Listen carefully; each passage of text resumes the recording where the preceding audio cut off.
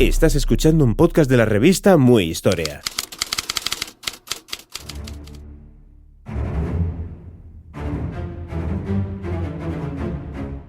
Grandes reportajes de Muy Historia presenta Atentados que cambiaron la historia. Capítulo 2. Operación Valquiria y otros tiros errados.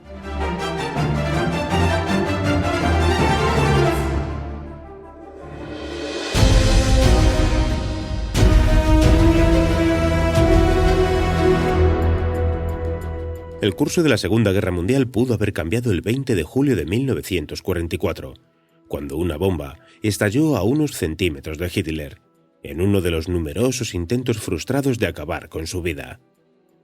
Otros destacados personajes históricos como Castro, Reagan o Juan Pablo II estuvieron también a punto de ser asesinados. Si esos atentados hubieran tenido éxito, la historia mundial habría sido seguramente muy diferente.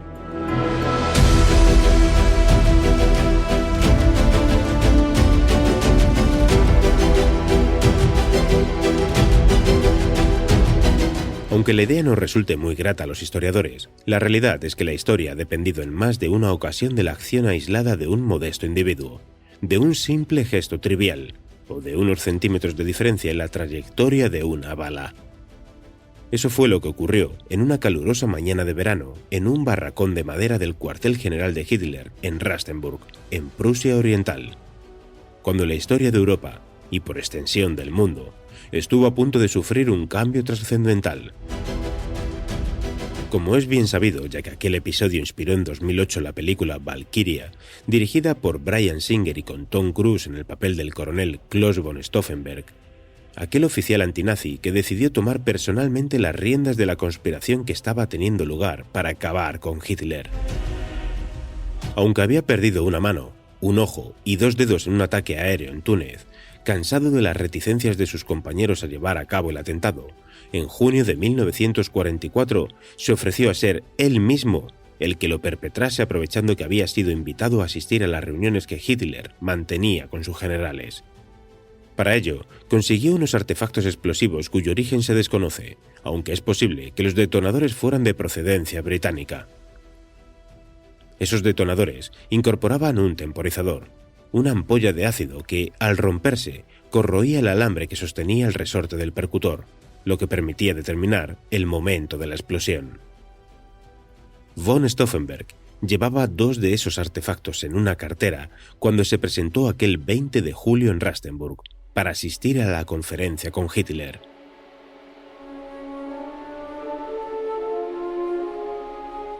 Comienza la acción.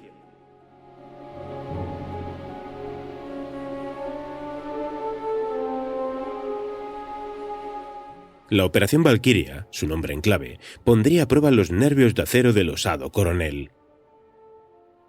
Debía entrar en la sala donde tenía lugar la reunión, dejar la cartera lo más cerca posible de Hitler, salir con cualquier excusa, atravesar en coche los 3 puestos de control que protegían el acceso al recinto, cuando seguramente ya habrían saltado las alarmas al escucharse la explosión, tomar un avión en el aeródromo y dirigirse a Berlín para coordinar el golpe. Von Stauffenberg ejecutó su parte del arriesgado plan según lo previsto, con la ayuda de su asistente, el teniente Werner von Haeften. Sin embargo, debido a la tensión o al temor a ser descubiertos, solo consiguieron activar una de las 2 bombas, con un temporizador de 10 minutos. El conspirador entró en la sala y logró sentarse a la derecha de Hitler, cerca de él, alegando una leve sordera. Acto seguido, colocó la cartera en el suelo y la empujó hasta situarla junto a Hitler. Entonces, comentó que tenía que hacer una llamada urgente y salió de la sala. Se reunió con von Haeften y ambos emprendieron la huida en el coche oficial con chofer que tenían asignado. A las 12:42, el artefacto hizo explosión.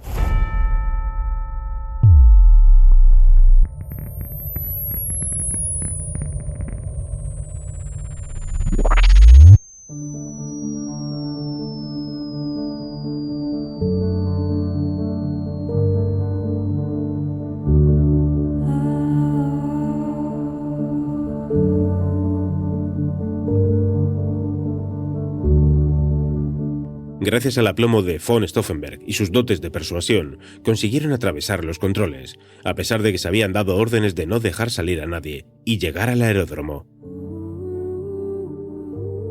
Convencidos de que Hitler había muerto, a las 13:15 despegaban en el avión que les llevaría a Berlín. Pero en la sala de conferencias había sucedido algo inesperado. Von Stauffenberg había encargado al hombre que se hallaba a su derecha, el coronel Heinz Brandt, que le vigilase la cartera, diciéndole que contenía documentos secretos. Con lo que no contaba era con que Brandt, al tratar de acercarse más a la mesa, diera un golpe con el pie a la cartera, por lo que la cogió y la colocó al otro lado de la gruesa pata de la mesa en la que estaba apoyada. Brandt no podía imaginar que ese sencillo gesto iba a salvarle la vida a Hitler. En efecto, al estallar la bomba, la pata hizo de pantalla de protección. Además, justo en ese momento el dictador se encontraba totalmente apoyado en la mesa, por lo que ésta actuó también como escudo protector. Es difícil aventurar lo que hubiera ocurrido de haber fallecido Hitler ese día. Los conspiradores habían elaborado un documento en mayo de 1944 que recogía las propuestas que presentarían a los aliados occidentales. Esperaban proseguir la lucha contra la Unión Soviética, llegado ese momento. Entre sus pretensiones figuraban mantener las fronteras previas a la guerra, lo que incluía Austria y los Sudetes, y evitar la ocupación aliada. Es impensable que esas propuestas hubieran sido aceptadas, pero parece probable que el nuevo gobierno alemán, desarbolada la resistencia fanática mostrada por Hitler y su círculo, hubieran puesto fin a la guerra en unas semanas, evitando quizás así que los soviéticos acabasen ocupando media Europa. Hasta 42 intentos fallidos. La tentativa de von Stauffenberg no fue la única que fracasó. Se han llegado a contar 42 atentados contra Hitler, aunque la gran mayoría no pasaron de ser meros planes. El primer intento con visos de tener éxito fue llevado a cabo la mañana del 9 de noviembre de 1938 por un estudiante suizo, Maurice Bobot, quien acudió en Múnich a un acto público presidido por Hitler con la intención de dispararle. Pero el gentío que se interponía le disuadió de hacerlo.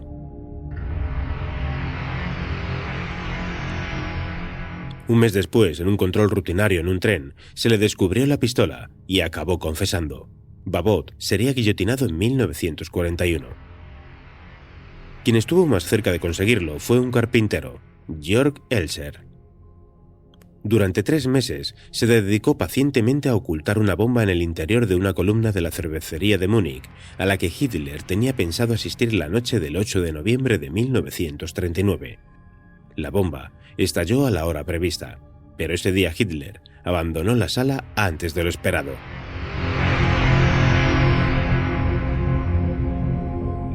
A través del análisis del material empleado en la fabricación de la bomba, se llegó hasta Elser. Su juicio, en el que se esperaba descubrir una supuesta conspiración británica, fue siendo aplazado hasta que el 5 de abril de 1945 fue ejecutado por orden de Hitler. El otro intento que estuvo a punto de acabar con el dictador se llevó a cabo el 13 de marzo de 1943, aprovechando una visita suya al cuartel general alemán en Smolensk. El plan, dirigido por el general Henning von Treschow, consistía en introducir en el avión del Führer una bomba camuflada en un paquete para que hiciera explosión en pleno vuelo. Antes de que despegara de Smolensk, von Treschow confió el paquete al coronel Heinz Brandt, casualmente el mismo que cambiaría de sitio la cartera de von Stauffenberg, para que lo enviase a un general que se hallaba en Berlín, diciéndole que eran 2 botellas de Cointreau. Pero la bomba no estalló. Quizás se heló el ácido que debía corroer el alambre, o el explosivo resultó defectuoso. Afortunadamente para los conspiradores, pudieron recuperar el paquete y hacerlo desaparecer, por lo que el atentado no llegó a ser descubierto.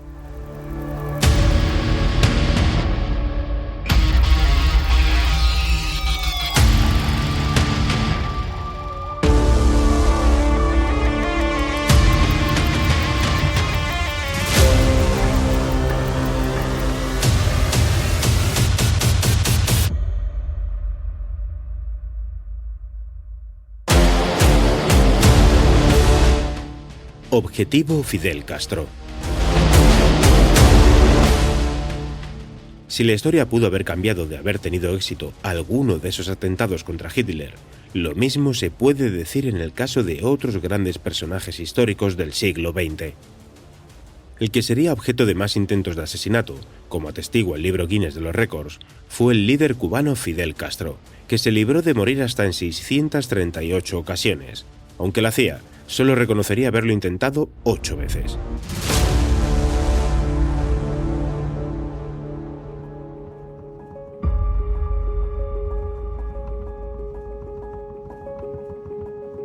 Los métodos para acabar con Castro sorprenden por su disparatado ingenio. Sabiendo que le gustaba bucear, se planeó regalarle un traje de neopreno que contenía esporas y bacterias que le provocarían una grave enfermedad. También se pensó en colocar una llamativa caracola con un explosivo en la zona en la que buceaba, pero que estallara cuando tratara de cogerla. Igualmente, su afición a fumar puros llevó a la CIA a tratar de hacerle llegar habanos explosivos o envenenados con toxina butolínica. La vez que los norteamericanos estuvieron más cerca de alcanzar su objetivo fue cuando en 1963 un camarero del Hotel Hilton de La Habana casi logró verter veneno en un batido destinado a Castro, pero el frasco se le derramó antes de hacerlo. Además de los planes de asesinato, la CIA se planteó operaciones aún más descabelladas con el fin de desacreditarlo. Así, se le intentó poner sal de talio en los zapatos, una sustancia con la que se esperaba que perdiera el vello facial y, por tanto, el carisma revolucionario que desprendía gracias a su poblada barba. También se pensó en rociarlo con LSD durante una alocución radiofónica para que enloqueciera en directo y los cubanos dejaran de confiar en él. Ha sido muy distinta, sin ninguna duda, como muy diferente habría sido el desenlace de la Guerra Fría, de haber sido eliminados otros 2 actores principales de esa crucial etapa histórica. 6 semanas de 1981. Nos referimos al presidente estadounidense Ronald Reagan y al Papa Juan Pablo II. En el transcurso de 6 semanas, ambos estuvieron muy cerca de la muerte. El primer atentado fue contra Reagan, el 30 de marzo de 1981, cuando apenas llevaba 69 días en el cargo. A la salida de una conferencia en Washington, él y otras 3 personas fueron heridas por John Hinckley Jr., quien efectuó 6 disparos en 3 segundos. Reagan sufrió la perforación de un pulmón, pero pudo recuperarse tras una operación y salió del hospital en 2 semanas. La bala se había detenido a solo 2,5 centímetros del corazón. El objetivo de Hinckley, al parecer, era impresionar con su acción a Jodie Foster, por quien había mostrado una obsesión enfermiza. Hinckley sería declarado inocente por demencia, pero quedó confinado en un hospital psiquiátrico hasta 2016, cuando fue finalmente liberado.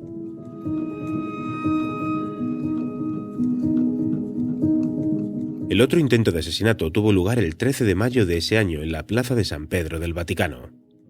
Mientras la recorría en un coche descubierto ante una multitud que lo aclamaba, Juan Pablo II recibió 4 balazos, 2 en el estómago, 1 en el brazo derecho y otro en la mano izquierda. El autor de los disparos fue el turco Mehmet Ali Agca. Se ha especulado con que pudo cometer la acción por encargo del servicio secreto búlgaro, ya que el Papa mostraba una férrea oposición al comunismo, y también circuló la teoría de que fue el KGB el que ordenó el asesinato. Wojtyła, por su condición de polaco y por el gran carisma que desplegaba, era visto en Moscú como un peligroso elemento de desestabilización tanto en su Polonia natal como en el conjunto del bloque soviético. El hecho de que Agca hubiera militado en Turquía en una guerrilla paramilitar de extrema derecha, los Lobos Grises, abonó también la hipótesis de una conspiración de una red secreta de la OTAN llamado Gladio, que pretendía mantener la tensión de la Guerra Fría, cometiendo espectaculares atentados de bandera falsa. Agca nunca aclaró quién estaba detrás de su acción y proporcionó explicaciones contradictorias, desde una conspiración vaticana hasta un encargo del ayatolá Jomeini.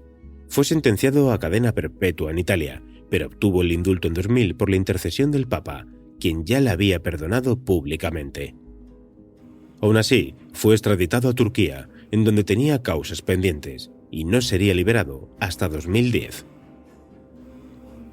Tan difícil como predecir el futuro es predecir el pasado, valga la paradoja. Sin Reagan ni Wojtyła en la política de los años 80, quién sabe si en 1989 hubiera caído el muro de Berlín. Aunque si von Stauffenberg hubiera tenido éxito y la guerra hubiera acabado en 1944 con los soviéticos lejos de la capital alemana, es posible que el muro nunca se hubiera levantado.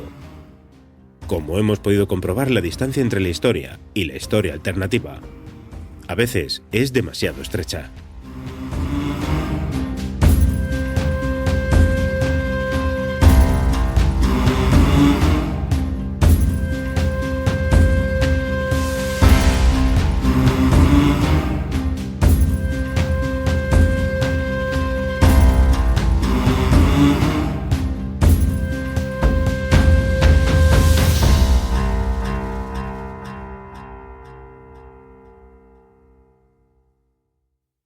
Muchas gracias por escuchar los podcasts de Muy Historia.